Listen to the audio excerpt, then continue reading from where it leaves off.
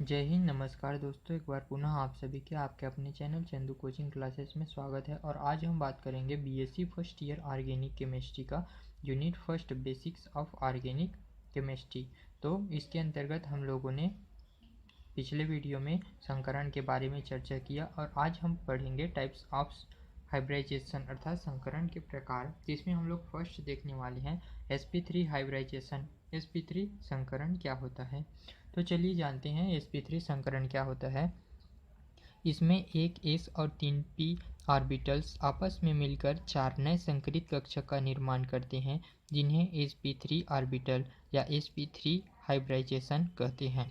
अर्थात कहने का तात्पर्य है, नाम से स्पष्ट है कि इसमें एक s और 3 p ऑर्बिटल जब आपस में मिल करके 4 नए कक्षक, हम लोग ने संकरण के नियम में पढ़ा कि जितने कक्षक भाग लेते हैं उतने ही कक्षक संकरित कक्षक का निर्माण होता है। तो इसमें एक s और अगर 3 p कक्षक भाग ले तो कुल मिलाकर के 4 नए संकरित कक्षकों का निर्माण होगा, है ना। तो इस प्रकार से जो परिघटना है या बोला जाए प्रक्रिया है वह sp3 हाइब्रिडाइजेशन या sp3 संकरण कहलाता है। जैसे कि हम लोग चित्र में देख लेते हैं, यहाँ पर एक s ऑर्बिटल जो कि गोलाकार है और 3 p ऑर्बिटल जो कि क्रमशः x, y एवं z एक्सिस में स्थित है। जब यह आपस में क्रिया करते हैं तो यह sp3 संकरण अर्थात sp3 हाइब्रिडाइजेशन का निर्माण करते हैं और 4 sp3 संकरित कक्षक हाइब्रिड ऑर्बिटल का निर्माण करते हैं। तो इस प्रकार से ये जो चित्र दिखाया गया है वह sp3 हाइब्रिडाइजेशन का चित्र है, जिसमें एक s और 3 p ऑर्बिटल आपस में मिलकर sp3 संकरण करते हैं और 4 नए संकरित कक्षकों का निर्माण करते हैं। sp3 संकरण में यहाँ पर देखिए तो बॉन्ड एंगल 109 डिग्री 28 मिनट का होता है।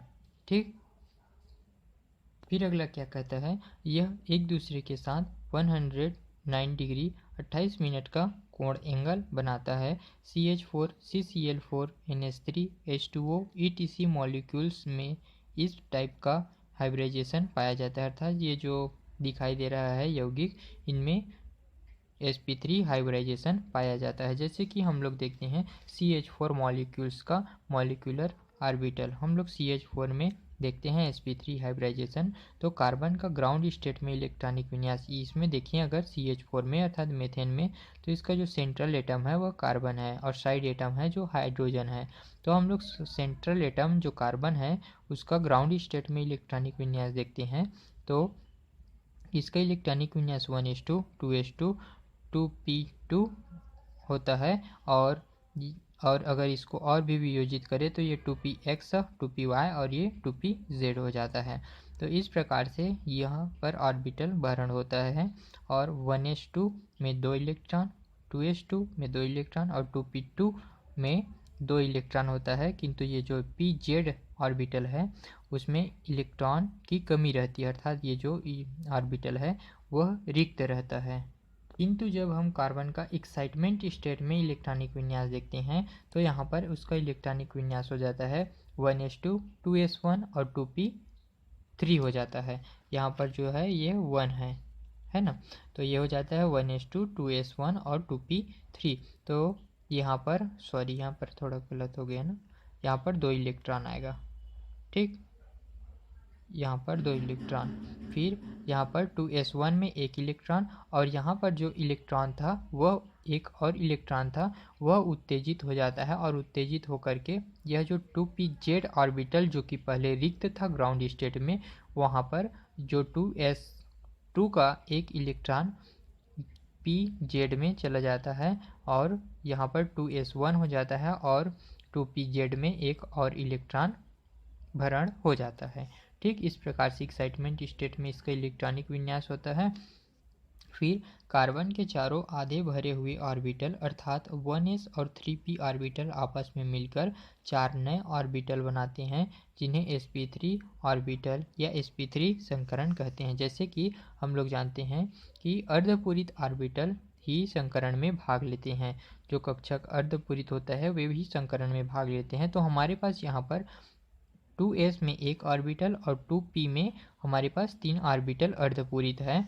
तो ये जो पूरा दिखाया गया है, ये 4 ऑर्बिटल हमारे पास संकरण में भाग लेते हैं और उतने ही संख्या में संकरित कक्षा का निर्माण करते हैं।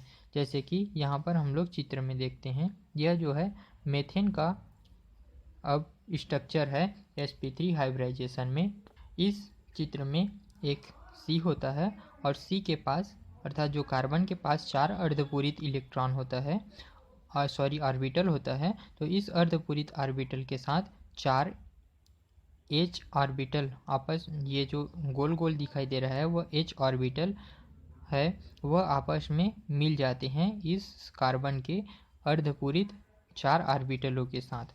जैसे कि इसमें बताया है, इस प्रकार मेथेन के 4 एटम के 4 ऑर्बिटल्स, ये जो 4 ऑर्बिटल्स अर्धपूरित दिखाया गया है, इसमें बोल रहा है 2s1 और 2px, 2py और 2pz में बोल रहा है।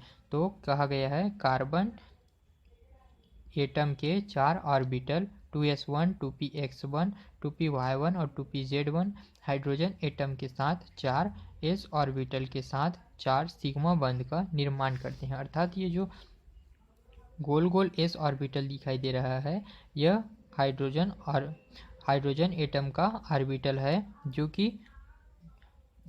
कार्बन के साथ सिग्मा बॉन्ड से जुड़े हुए हैं। यहाँ पर 4 सिग्मा बॉन्ड का निर्माण हो रहा है, 1, 2, 3 और 4। इस प्रकार से हम लोग sp3 संकरण को समझा सकते हैं। ठीक, आई होप कि यह वीडियो आपको अच्छे तरीके से समझ में आया होगा। बीएससी से और भी रिलेटेड वीडियो देखने के लिए हमारे YouTube channel Chandu coaching classes को सब्सक्राइब करें। धन्यवाद।